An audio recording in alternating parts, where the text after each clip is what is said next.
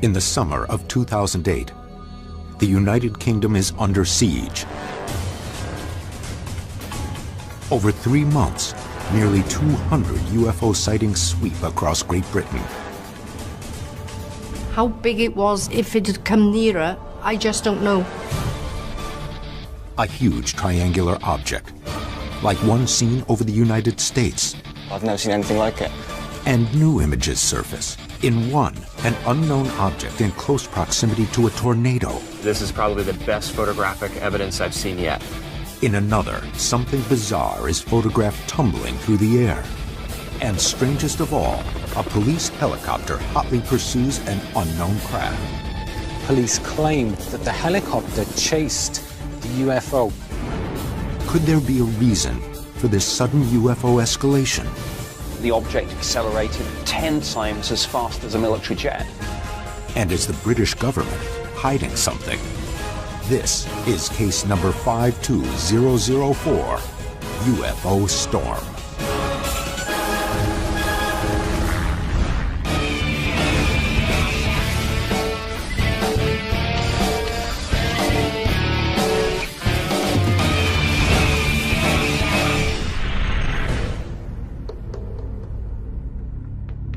The object was, I would say, between 100 and 120 feet. It was a round shape, a sphere, and it was rotating. I said, am I going crackers? Can anybody see this? Summer 2008. In countless cities across the United Kingdom, accounts of strange lights, unexplained objects, and other bizarre phenomena attract the world's attention. Record-breaking numbers of reports dominate front-page headlines and nightly news broadcasts. In Liverpool, 13 strange orbs. In Ramsgate, a giant flying triangle. In Bristol, a hovering silver object. In Birmingham, 3 low-flying discs. An epidemic of UFO sightings covers the British map. By the end of August, nearly 200 sightings have been reported, and the numbers are increasing. We've landed here in the United Kingdom because currently England is the world's hotspot for UFO sightings. As UFO investigators, this is exactly where we want to be, where the phenomenon is the most active. What we're getting is videographic and photographic evidence of orbs, of triangles, even one case related to meteorological phenomena. Bill Burns will look into a breaking case involving a police helicopter that nearly collides with a UFO, and then gives chase to the object. There were conflicts. The police denied it, the Ministry of Defense denied it, but witnesses said it really happened. Pat Uskert will uncover never-before-seen video of an object that may have ties to an American mass sighting. He's pretty impressed by what he saw that night, and he thinks he's looking at some kind of UFO event. And Dr. Ted Ackworth will hunt down and analyze compelling pictures which seem to show a UFO approaching a tornado.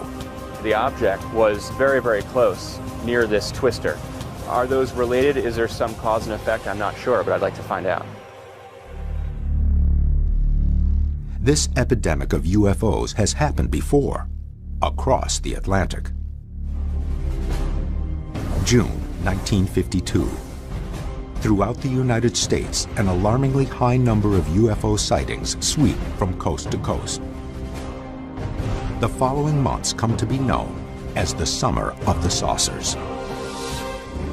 The sightings seem to peak when 2 Pan Am pilots spot 6 glowing red discs while flying over Newport News, Virginia, on the night of July 14th. But just days later, on July 19th, the wave reaches a breaking point. In the skies over Washington, D.C., air traffic controllers at Washington National Airport track several objects flying over the White House. But the objects vanish before Air Force jets can scramble.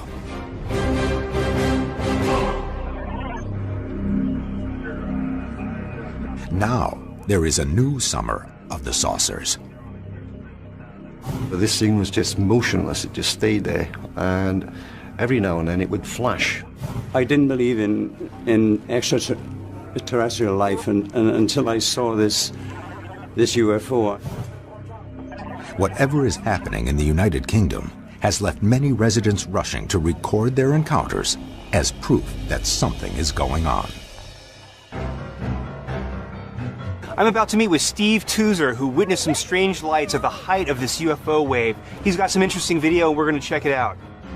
May 10th, 2008, University of Wales student Steve Tuzer is walking back to his dorm after a late-night soccer game. But his night is about to get a lot more exciting. Well, it was on May the 10th, between 11 and 12 at midnight. And I happened to have my handheld camera. I looked straight into the sky and I saw these strange lights. And they started doing these strange formations, like triangular formations, and they were like bundled together. And it was just, I've never seen anything like it. So I quickly got my camera and filmed it all. Steve's video shows the unexplained formation of lights moving from west to east through the night sky. As they move, however, a fourth light appears. What you were looking at in your viewfinder, could you also see that with... Far away, because I couldn't really zoom that close into them with my camera, so they were very far away.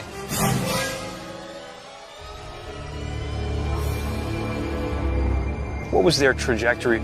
Most of them went across the sky. Did they exhibit a sort of independent movement? Yeah, it's like they were like together talking to each other or something. I don't know, just doing something. There's different formations, and then they would just disappear.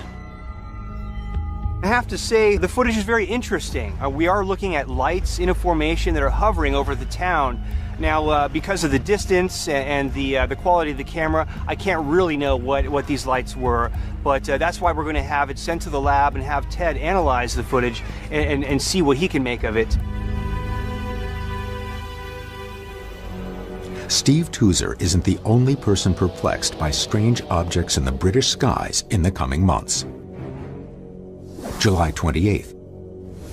In Bury, 160 miles west of London, retired professional photographer Roger Williams is relaxing in his backyard when he notices something flashing in the afternoon sky just above the roof of his house. What I actually saw was some flashing in the sky, bright flashing. My first thought that was an aircraft tumbling. But then Roger notices the object is not losing altitude. The saucer-shaped metal object appears to be spinning in place. So you saw the object up here, and what happened next? Well, I thought after I watched it for a short while, I decided to go upstairs to get my camera. Roger snaps these pictures from his bedroom window. He photographs a silver-colored object against a clear blue sky. The object is blurry, but visual processing should be able to enhance the image to get a better look. Roger also captures a passing airplane, which provides an instant visual contrast that will be important in future analysis. I realized that there were no wings or anything like that. It was a sort of a donut shape with reflections around the edge. So obviously it wasn't a plane or anything like that.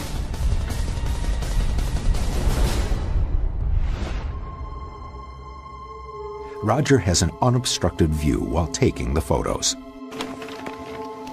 Right, so you had a good perspective right outside, and you weren't even shooting through glass. No glass, just straight through there. It's up in that direction. Yeah, and it looks like you were stabilizing your hand on the side of the window. That's right. All right. Well, those are great shooting conditions. After taking the pictures, Roger immediately loads them into his computer for a better look. How many did you take altogether? It's basically about 4 or 5 shots. And you took those over the course of how much time? Just a couple of minutes. The similar focal planes of the object and the airplane flying nearby provide important visual information. So this is a really interesting question to me, is because in this frame that has both the aircraft and our object, they appear to be in relatively similar quality of focus. So they are probably at similar distances, but I think it really depends on what the settings were for the lens. From that, we should be able to get a sense of the depth of focus.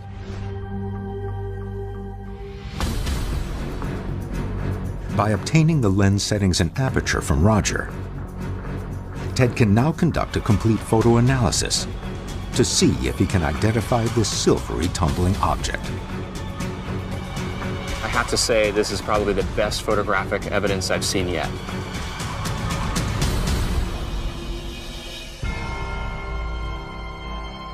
But Steve Toozer's and Roger Williams's sightings are just paving the way for the most controversial event of the summer. On June 7, 2008, just outside of the Welsh town of Cardiff, a police helicopter, reportedly preparing to land at St. Athan Royal Air Force Base, is nearly struck by a UFO.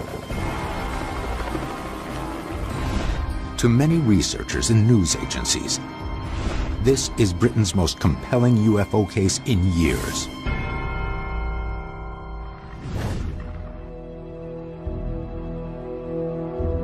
I'm meeting with British ufologist Andy Russell. Andy is a specialist in UFO sightings here in Wales. Bill meets with Andy at the perimeter of St. Athan Royal Air Force Base, the focal point of the entire encounter. The whole incident started here at RAF St. Athan early hours on the 8th of June, although some witnesses have seen a craft around the area on the 7th. When the helicopter was coming in to land, the crew noticed a small UFO approaching it at a high speed. The crew took evasive action. Originally, South Wales Police claimed that the helicopter chased the UFO. We've got witnesses in Cardiff and St. Mellons and a few other areas that have witnessed that chase.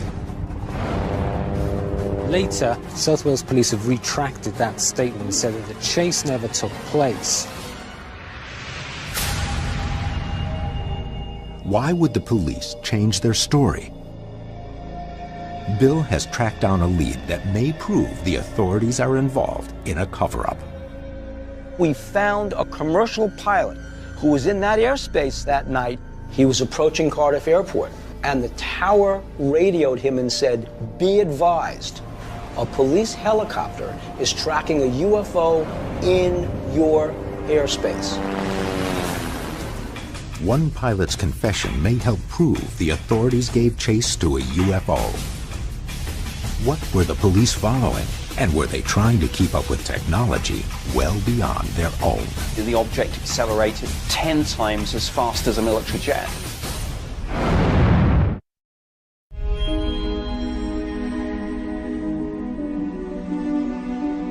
In the summer of 2008, the United Kingdom has become a center for frenetic UFO activity.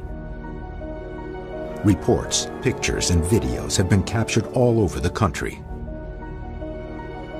But nowhere has a case intrigued more people than the Welsh city of Cardiff, where a police helicopter reportedly was in a near collision with a UFO and gave pursuit near St. Athan Royal Air Force Base in the early morning hours of June 7th. At least one pilot reported he was told by air traffic control that a UFO had encountered a helicopter in his airspace. Stay away.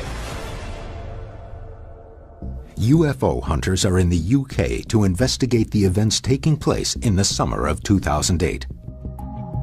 They are working with local news agencies to locate credible eyewitnesses. With no video or pictures known to exist, the Cardiff helicopter incident is at the top of the investigation's most wanted list.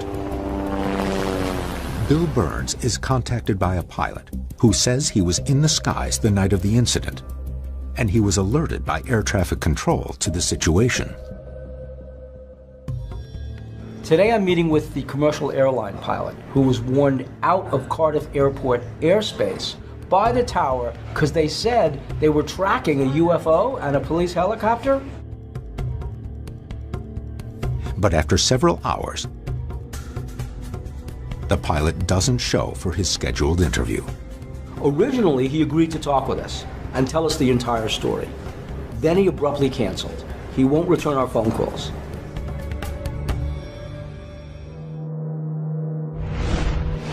His initial emails show he is eager to participate. But after the missed interview, a final email shows he has changed his mind about discussing the case. and won't say why. With the pilot now out of the picture, the investigation needs to locate more eyewitnesses. Pat meets with Andrew Dagnall, a reporter from Media Wales. Andrew has also experienced eyewitnesses going suddenly quiet. For him, it happened after speaking with sources inside the police department about the helicopter chase.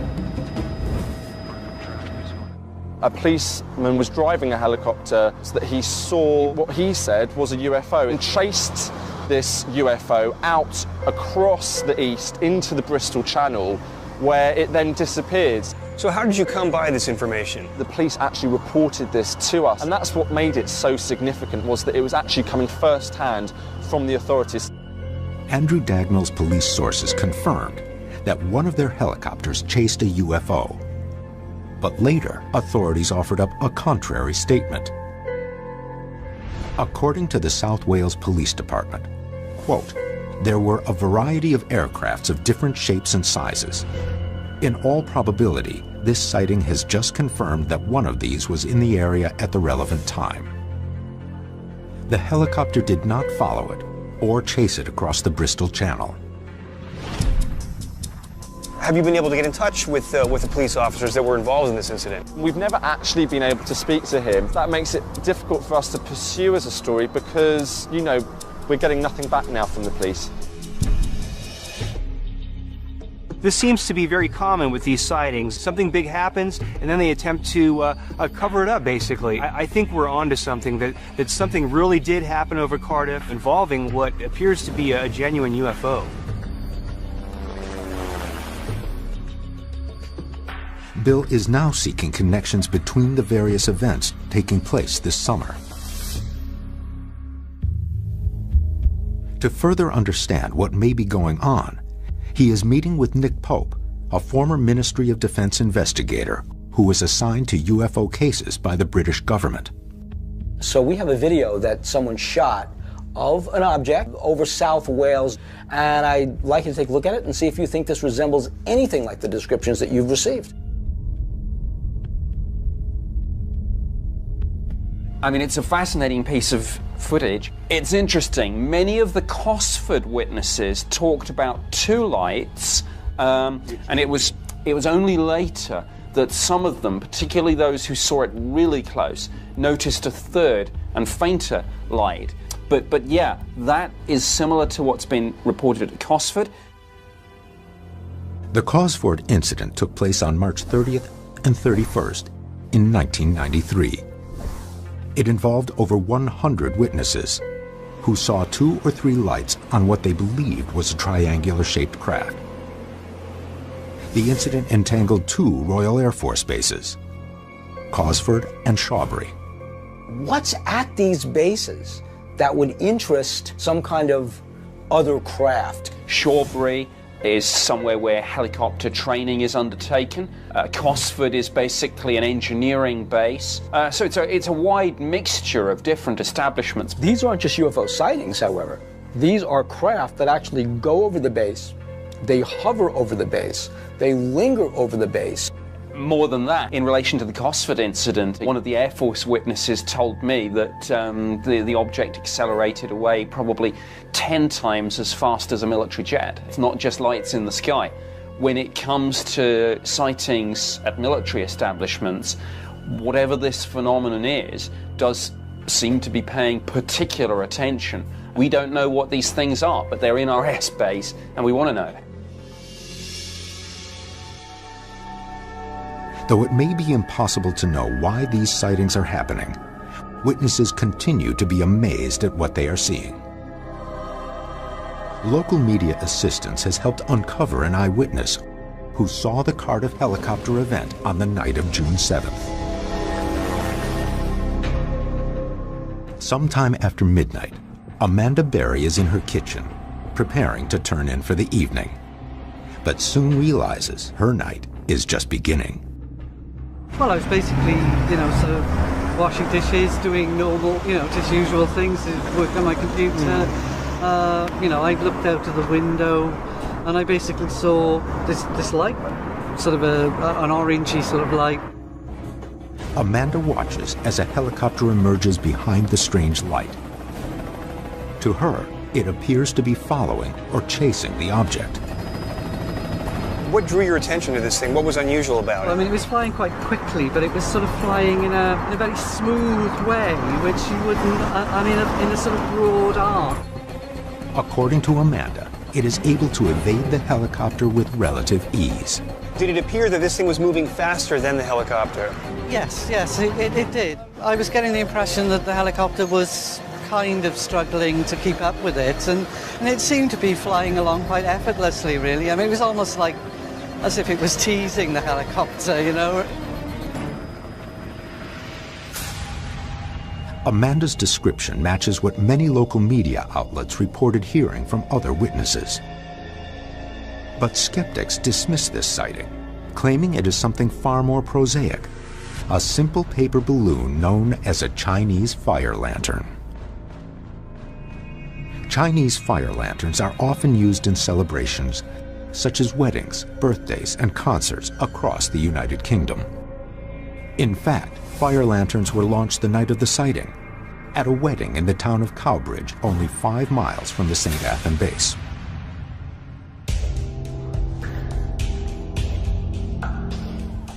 This Cardiff case, guys, is really perplexing.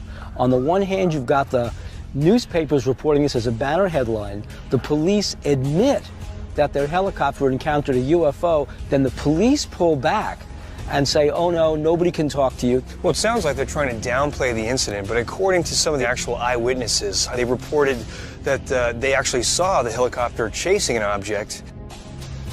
The police gave this explanation that this was fire lanterns. I think we can probably devise some kind of experiment to either prove or disprove that theory.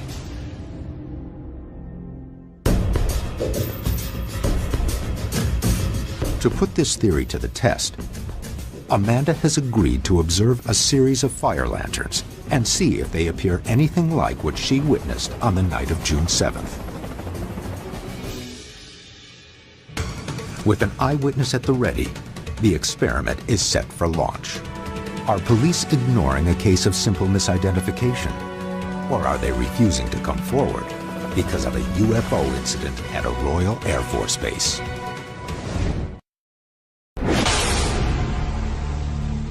The investigation is in Cardiff, a Welsh city caught up in a wave of some of the United Kingdom's most compelling UFO cases in years. Video of what could be a huge craft. A strange picture of an object without wings tumbling in the afternoon sky. And a helicopter that reportedly pursued a UFO over the Bristol Channel on June 7, 2008. But official statements claim that this last incident is an overblown sighting of a Chinese fire lantern. These fire lanterns are candle-powered miniatures of hot air balloons, and they're frequently mistaken for UFOs. We have Amanda's testimony that she actually saw this thing. She saw a very strange object flying in a very peculiar fashion that was being chased by this helicopter, moving faster than the helicopter. Now, after this huge incident, there were reports that this was all the result of just Chinese fire lanterns. So we're here now to put that to the test. Amanda saw the object approximately 300 yards from her house. To accurately recreate her line of sight, Bill and Ted launch a fire lantern from a separate position 300 yards from Amanda and Pat. I'm down here at base 1 with Bill. He and I will be releasing it from here. Down this way at about 300 yards is base 2. That's Pat and our witness. They're in position and ready to view our release of the lantern. What we really want is your opinion about, does this thing look anything like the object that you saw on June 8th? Okay, we're going to light off the lantern, eyes in the sky.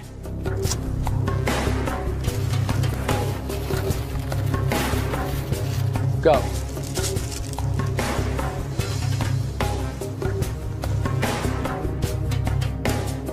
Okay, we have liftoff. Copy that, we see it.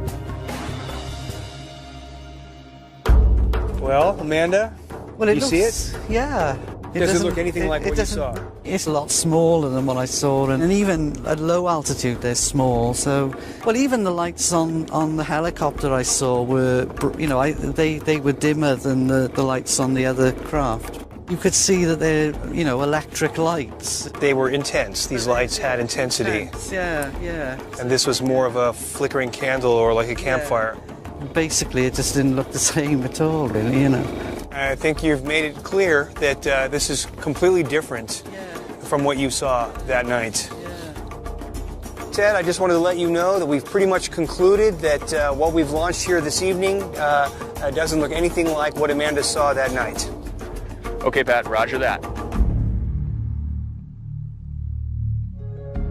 There is also meteorological evidence that casts doubt on the theory that these were fire lanterns launched from a wedding in the town of Cowbridge.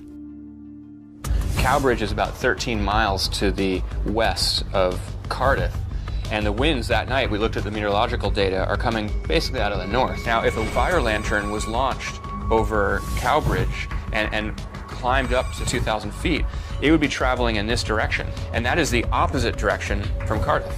So we've got a balloon that's launched 13 miles away, traveling basically away from Cardiff. How could that ever have been sighted over Cardiff? It just doesn't add up. So what does that mean? It's looking increasingly like we have to look for another explanation, and that explanation might very well be it's a UFO. While one experiment has helped eliminate a conventional explanation, the photos and video from Roger Williams and Steve Tuser may provide even more evidence. Are these similar objects to what the helicopter pursued that night? Ted and image analyst Terrence Masson look for any distinguishing characteristics in the evidence. Now, the Roger Williams photos, I'm really hopeful for once we actually have a professional photographer taking a picture of an object. I'm hopeful that we can get something really definitive out of this.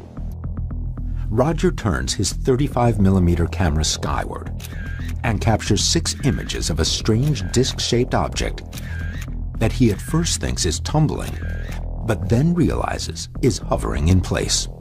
If we could do a sequential viewing of each of the object zoomed in and take out the motion, we could see how it looks over the course of those frames.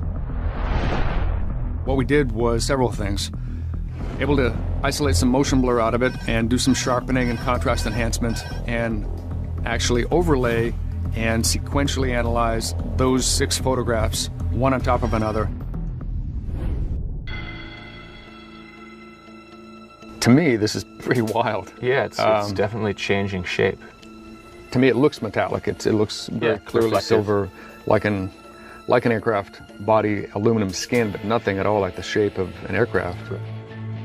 And what we see very definitively is it's roughly donut-shaped, saucer-shaped, if you will, and it's very clearly over the course of that short minute and these 6 photographs that it's either tumbling or physically changing shape.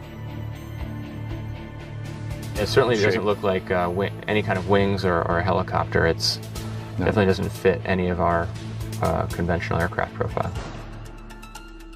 The fact that this metallic, shiny object is hovering out there in space over the course of a minute and changing shape or rotating in place is very, very puzzling. But Steve Tuser's footage shows something altogether different. The footage is remarkably similar to another incident that's already been closely analyzed. It reminds me a bit of the Tinley Park video in that there's that formation. On August 21st, 2004, hundreds in the small town of Tinley Park, Illinois, view 3 orange globes floating above their city. The video analysis seems to show that all 3 lights are connected. It does look like the other 2 trailing points are locked to that 3rd point.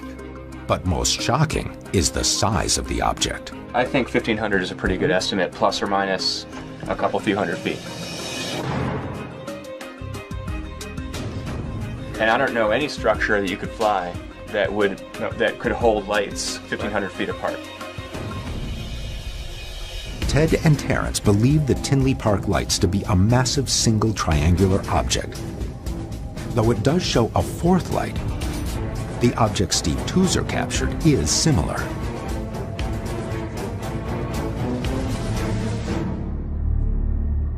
It makes me curious whether or not these lights are part of a larger structure. All right, so we see here the stabilized footage. Yeah. The light on the left is the one that I actually pinned. And again, similar to Tinley Park. To my eye, they're pretty stable. To the naked eye, they do seem about the same position. It really does seem to be the structure locked together where it's doing some sort of rotation. So what Terrence's analysis is telling us is that these 4 point sources are clearly locked together in formation, but it's a very sophisticated formation where they're not just hovering together, but they're rotating en masse as one object. It really leaves me wondering what this could be.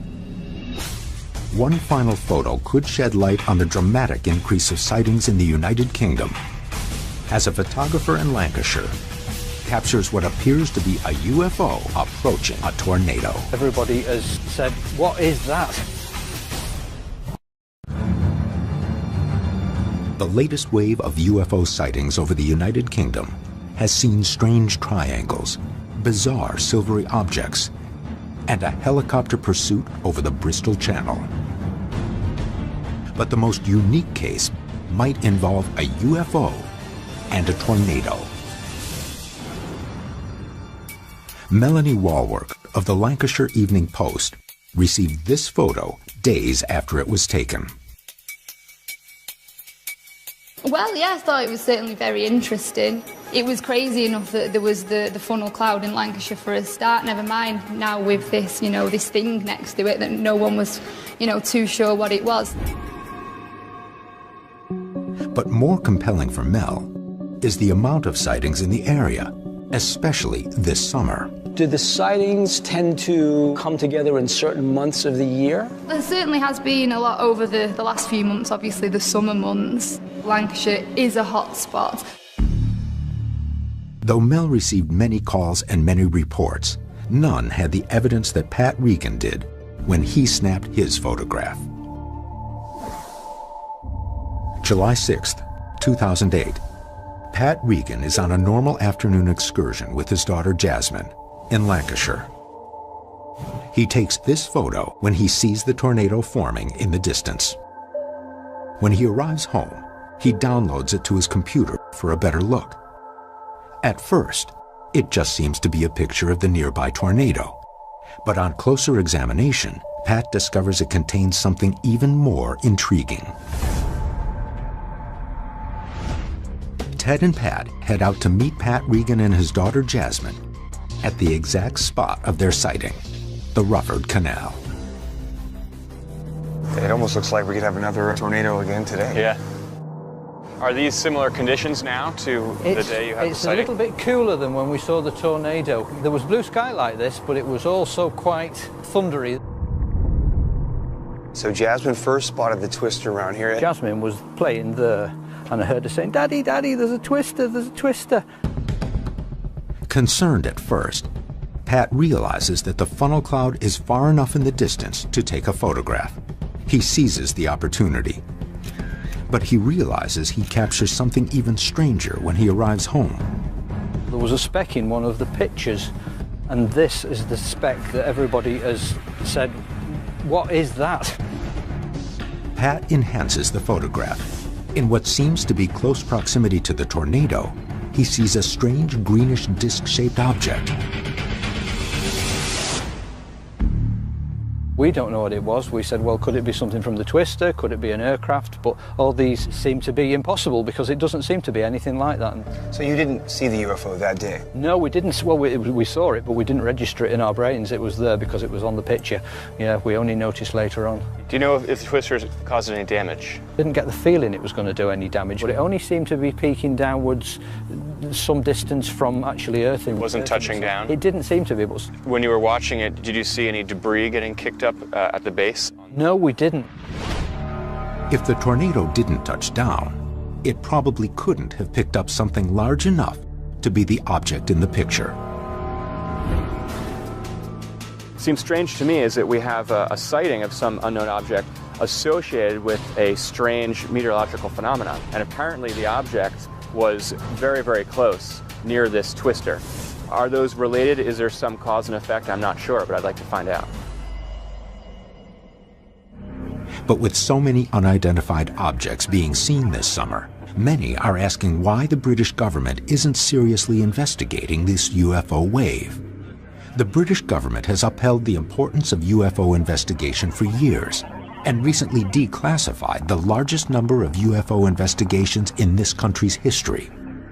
These files contain details of hundreds of sightings of strange lights and objects in the sky from 1978 to 1992. Nick Pope, who led the UFO project at the Ministry of Defense until 2006, examined many of these cases, some of which remain unsolved. The amount of records that the MOD has on UFOs must be voluminous. Oh, absolutely, yes. We've had over 11,000 UFO reports investigated since the early 50s. And of course, all these cases now are beginning to come out with the release of the MOD's UFO files, which has started this year. The release of the files has coincided with one of the biggest waves of sightings in the country's entire history. And so the MOD must be really frantic over what you called in the New York Times Britain's Summer of the Saucers. Yes, it is. But despite what seems like transparency, little information on these newest sightings is being discussed. People are using the Freedom of Information Act to go after the records, and they're not really finding them. Now, I have a theory about this. I mean, a couple of times in the MOD, somebody said to me words to the effect of, oh, well, I'm just going to write to this person about this. And I said, no, don't do that. You'll create a paper trail. And if there is no paper trail, then officially released documents aren't telling the whole story. So when people try to research cases like Cardiff today, you're actually partly responsible for the fact that there is no paper trail on Cardiff. Well, I'm not sure if it's my personal fault. It was just the culture on sensitive issues. We were aware of FOI and sometimes did what you might call a workaround, as it were. Could the MOD's release of the classified files just be a smokescreen for their current UFO investigations? You can guarantee that even if there is no paper trail, the MOD is well aware of these cases and investigating. With solid meteorological data, field perspective, and a photograph, this may be the investigation's best chance of determining what's in the skies over Britain in the summer of 2008.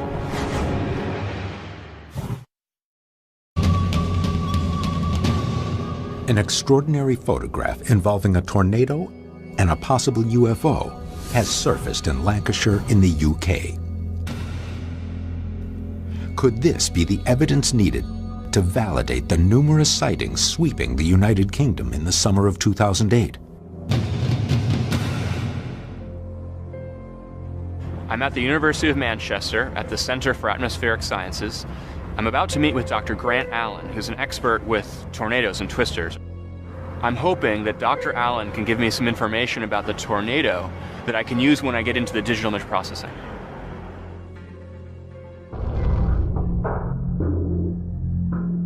This particular tornado we're looking at here is a very, very weak tornado with wind speeds, I would say, probably less than 80 miles an hour at the vortex edge. Does it look to you like this is touched down? I wouldn't say so. Normally when a tornado forms at the top of the cloud, you get a thicker area and that tapers off as it descends, and you can see that. One question stands out. Is this object just a piece of debris picked up off the ground and tossed out by the tornado? Dr. Allen worked up an estimate on the strength of the tornado, detailing the force needed. The maximum velocity around the edges of the funnel was about 80 miles per hour. That at as little as 10 meters away, it could be half that velocity. So we know that the velocity of the air around this funnel is dropping off very significantly. And obviously it would take very strong winds to keep some sort of debris or object up in the air. If the tornado had touched down, and if that's a relatively large piece of debris that's left over, I would expect to see more evidence of debris either around the tornado or off this picture maybe. We've looked very closely throughout the entire frame, and that's really the one and only piece of debris that we're seeing, and it seems to be about halfway up the funnel. None of those photographs has the tornado been anywhere near the ground. So my hunch is that that is not debris. With this stage of the analysis complete, Ted turns back to image processing to determine the size, speed, or distance from the camera to the object. The question here is, what's the object? You know, an aircraft, a bird, an insect? Can we get our hands around this in any way? My first impression is that it is something of medium size at a pretty good distance. I am seeing what looks to me like motion blur on the object. Motion blur happens when the object being photographed moves faster than the camera and film's ability to capture cleanly.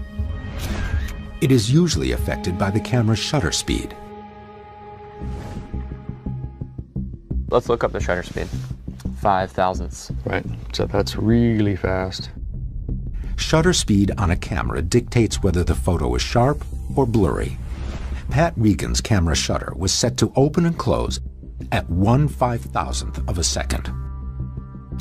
This extremely fast speed clearly captures the estimated 80-mile-per-hour winds of the tornado, but not the alleged UFO. It seems like it would have to move pretty fast in that very fast exposure time to still be blurred, because anything else that was moving at any kind of relative speed, even 80 miles per hour, a fast car, I would expect that to be crystal clear. You're right. At that shutter speed, right? You're right. Because that's really fast. That's a good point. Further analysis shows the object moving a third of its length in the 5 thousandths of a second needed to take the photograph. But its exact size cannot be determined. Do we know that it's a physical object? I would say definitively yes. You can see the very dark undershadowing on the foreground objects, and if we zoom into this thing here, we can see it's kind of more light on top and dark underneath. So there is something physical in frame. It's not something that's added after the fact or very close to camera. Right.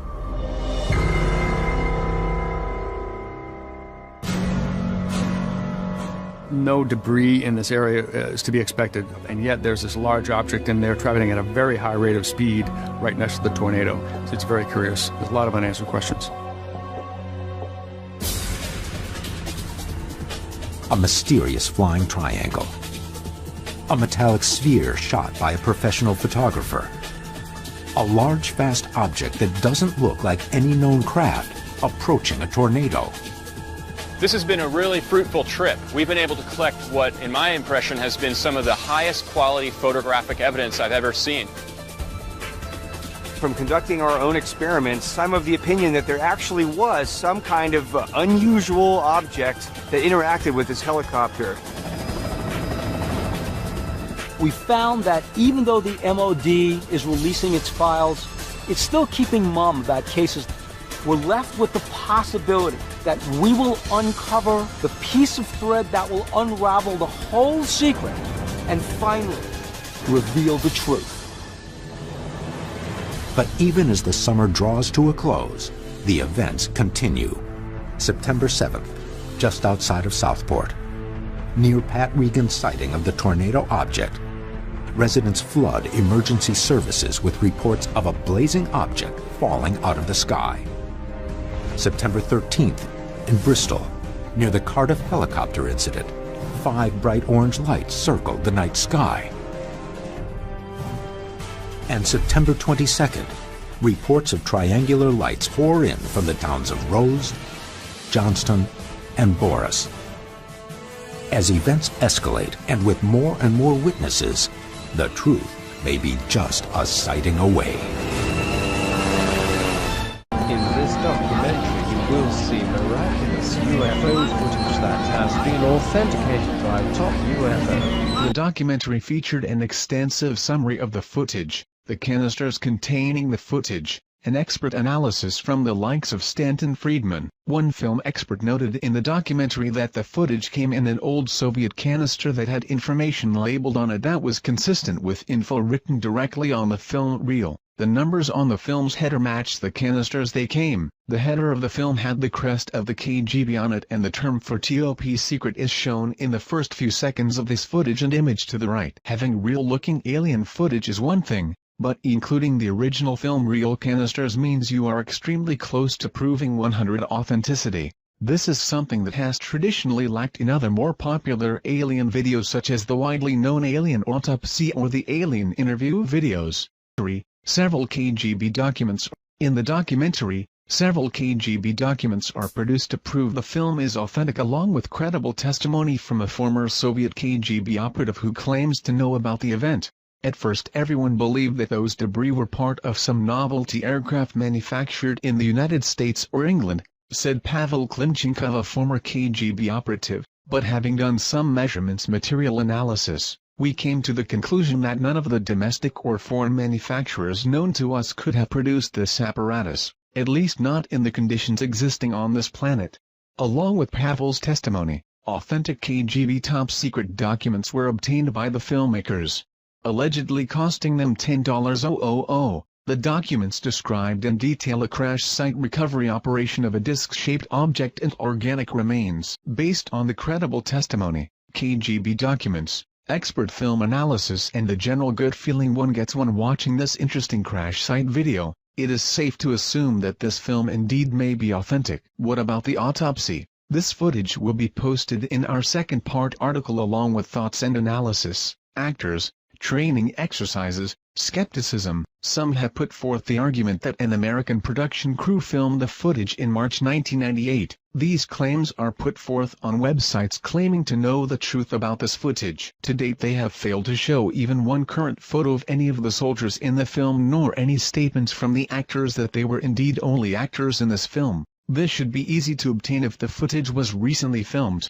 Some have put forth the argument that an American production crew filmed the footage in March 1998. These claims are put forth on websites claiming to know the truth about this footage.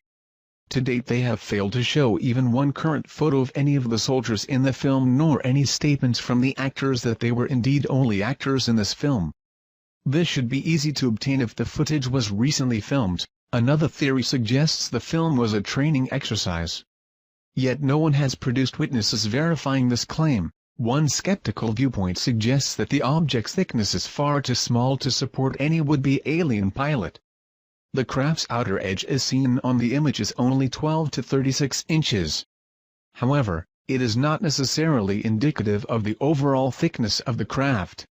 The image was taken from the only part in the video sequence where the craft's edge is visible, and since the camera never goes behind, there is no way to tell how much depth the craft may have on the other side. Additionally, if you consider the side facing us may actually be the bottom, we can easily see that this craft can easily fit the traditional flying saucer shape as demonstrated by the below images. In this documentary they claim that, since they only were able to acquire 4 canisters of film, more film footage of this incident is available, such as the entire digging, cleanup, and inside the craft investigation. To this date, almost a decade after it went public, no other videos have surfaced. A UFO crash site allegedly filmed by the Russian KGB in March of 1969 in the Sverdlovsk region of Russia.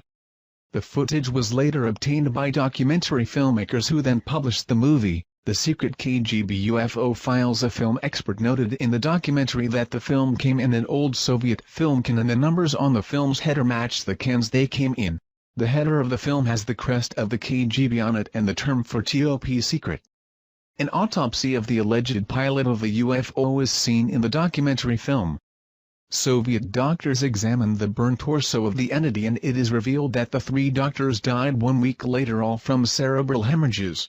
Death certificates are presented as proof.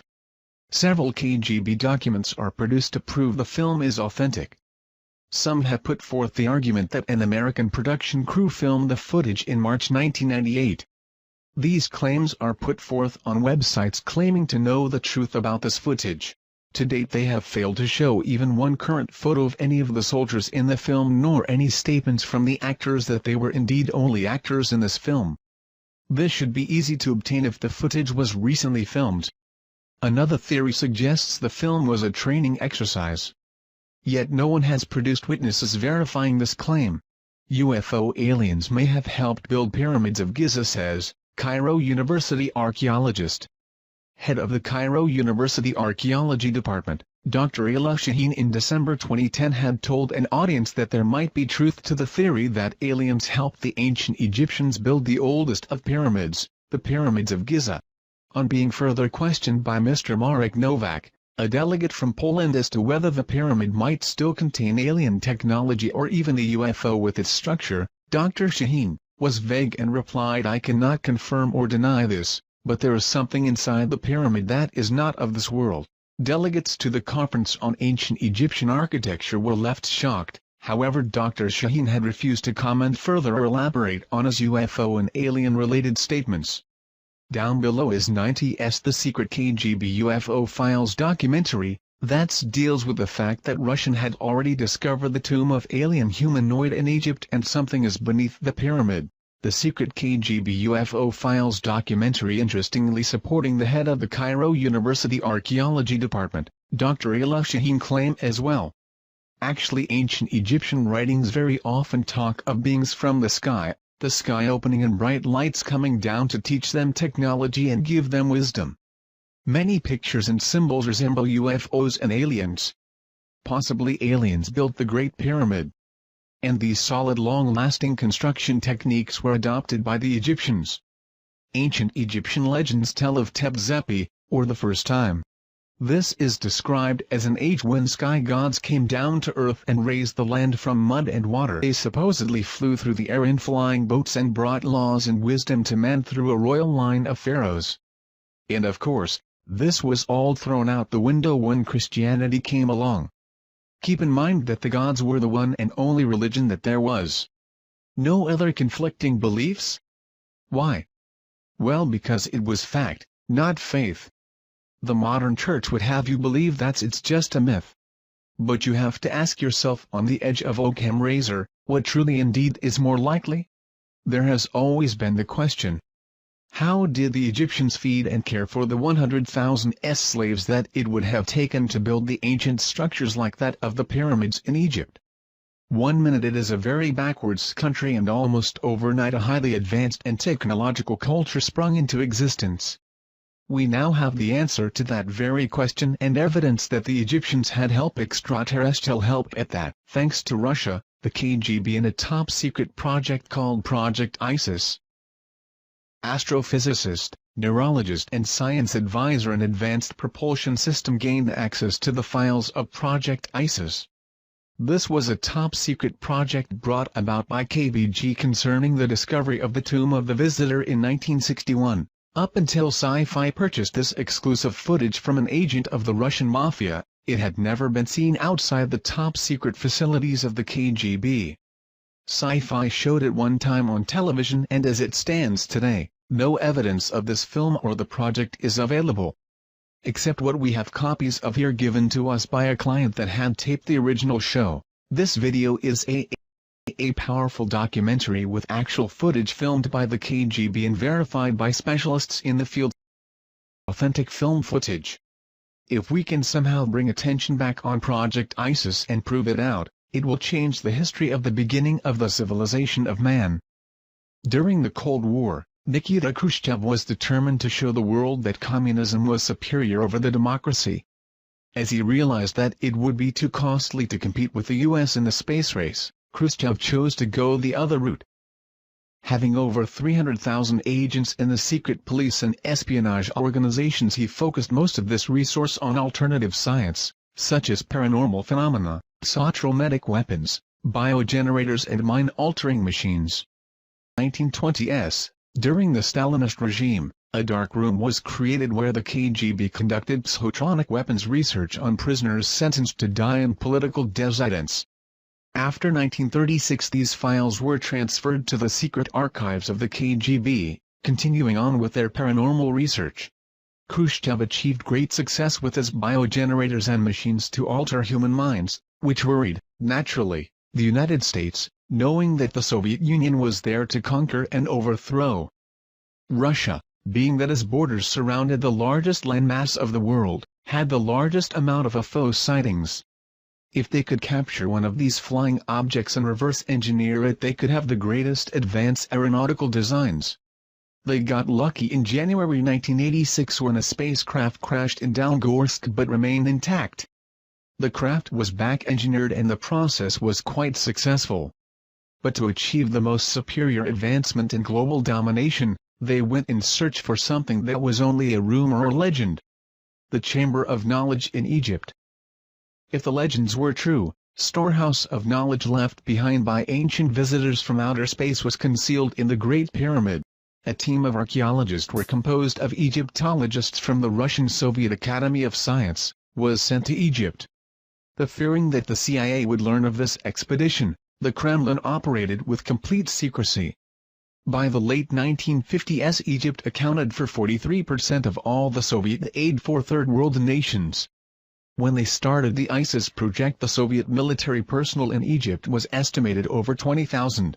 The heavy military presence was used to disguise the efforts of the mission scientists headquartered in Cairo. They would operate under the guise of Arab peasants or Russian officers.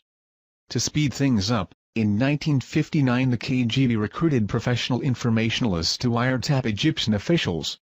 This paid off in July 24, 1960, when a conversation was recorded that would then change myth into reality. The official had been given a call that two Bedouin had stumbled upon the tomb of the visitor. The Bedouin were in the hospital and kept repeating, "The visitor God." At this moment in time, Project ISIS became top priority and all efforts were made to immediately follow up by having the Bedouin show them where they had found this tomb. SEIFI was able to purchase several documents and film footage as to the KGB documentations of their findings.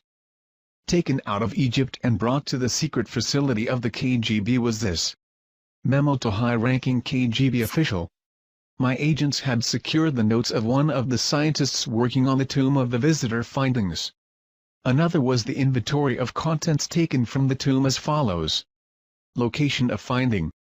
Undisclosed, 15 crates of relics, 1 partially mummified body, 1 stone sarcophagus, 8 hieroglyphic samples.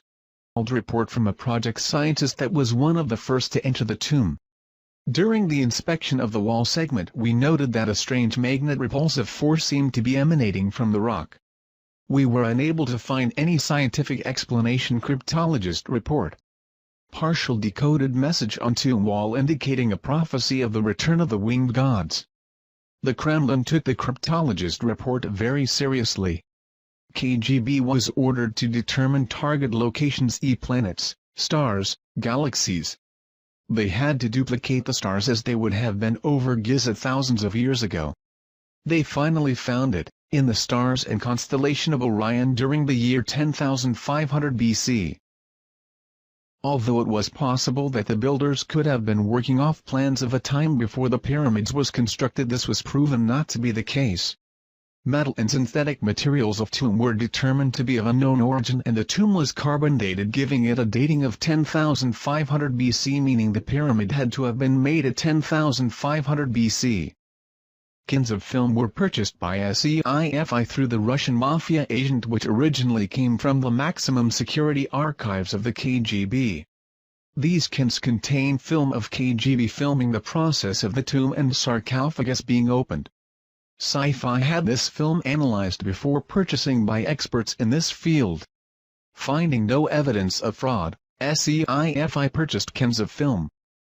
The documentary is in black and white, showing soldiers entering the tomb without gas masks. As they opened the sarcophagus, you can see toxic fumes escaping and the reaction of the soldiers as they were being affected. It also shows the mummy contained inside. The film shows the soldiers leaving the tomb fast, and then a chemical warfare specialist team comes in with protective clothing.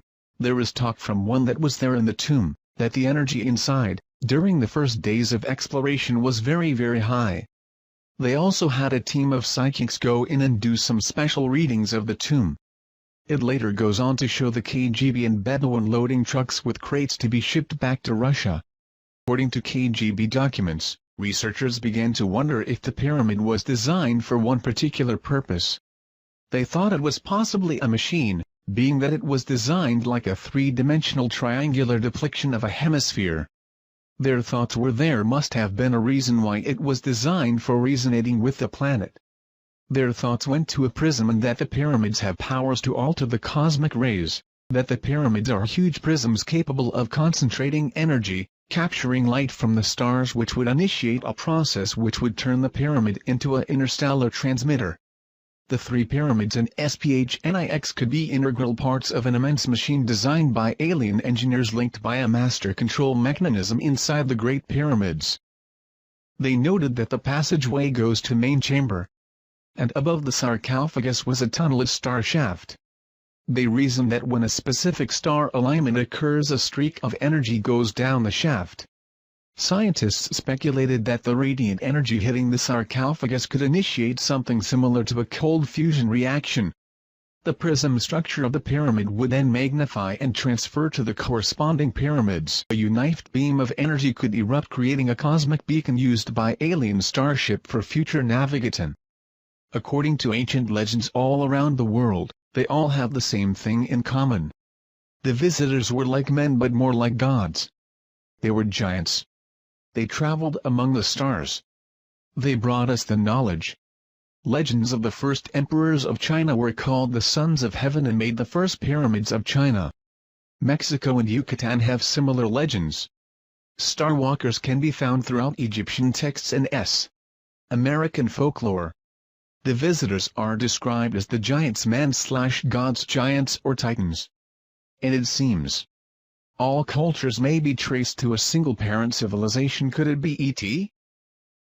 Later on in the documentary, it shows them working on the mummy, attempting to give it a face and identity. A computer projection of the mummy was made as it laid in the sarcophagus.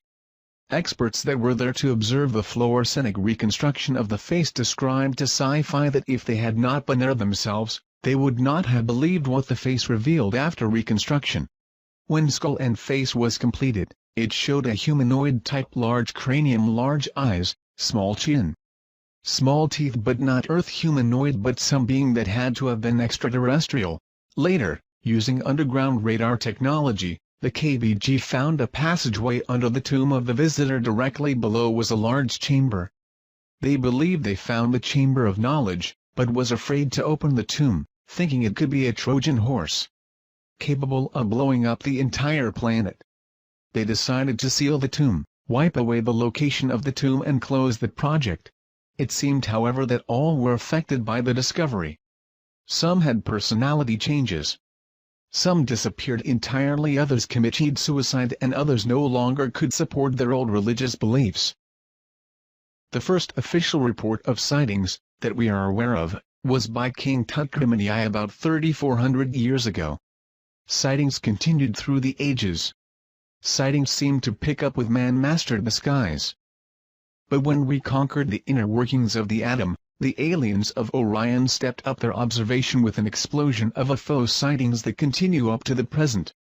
UFO abduction reports began to sweep around the world in the early 60s. A pattern was developing, with nearly all abductees reporting physical examinations, insertion of objects and artificial inseminations. Many women abductees believed they were being impregnated to give birth to alien hybrids. In the last decade, reports such as these have risen dramatically. It may be highly likely that the genetic colonization program that started back in the ancient times has resumed. The question was asked, could they be cloning themselves by implanting their alien genes into human DNA? Are humans being transformed into an alien species through genetic engineer? The ancient Egyptians have always said that our DNA came from the heavens and that someday they would return. Did the KGB discover the truth in the Chamber of Knowledge about the true agenda of the ET? And what was discovered on the wall of the tomb of the visitor prophesies that they would return. But when? Secrets cannot be contained. Not even KGB secrets. A group of scientists, computer programs, doctors, etc., shortly after the discovery of the tomb of the visitor, came together to discuss the possibilities of this discovery. They fully believed that the visitor was none other than Osiris, the alien king. Thus they gave themselves the name, the Followers, based off the followers of Horus in the Egyptian Book of the Dead. According to Egyptian beliefs, a family of gods came from the stars to Egypt. They were the ones that gave the people of Egypt the knowledge and wisdom. Later they left Earth back to their star homes, except for Osiris. He stayed and taught the followers. It was their duty to protect and keep the ancient knowledge he gave them until his return. The Egyptians were astronomers and fully understood that the stars were the map to the great god Osiris and the afterlife. And followers would secretly come together in their homes to discuss the possibility of the return of Osiris. They believed that the second coming of Osiris would herald a new age for mankind. They believed that when the tomb was discovered and the seal was broken, a signal was transmitted to the visitors. They calculated and estimated the time it would take for the electromagnetic signal to reach the constellation of Orion. They figured that they could return no earlier than April 23, 1985. With that time frame in mind, the group left Russia and took off to Egypt, never to return. The only remains left behind of their meeting with the visitors was a newspaper clippage found in the KGB archives of a group of tourists disappearing in the middle of the night in Egypt, 1985. And one home movie project with film. This film showed the group in front of the pyramid at night. It shows a light appearing in the sky, the group dropping to their knees in prayer, the light becoming brighter and then nothingness. A daughter of parents that were part of this group was shown the home video by the SEIFI team, of which she recognized her parents and burst into tears. Did anyone happen to see a documentary on sci-fi called Secret KGB UFO Files?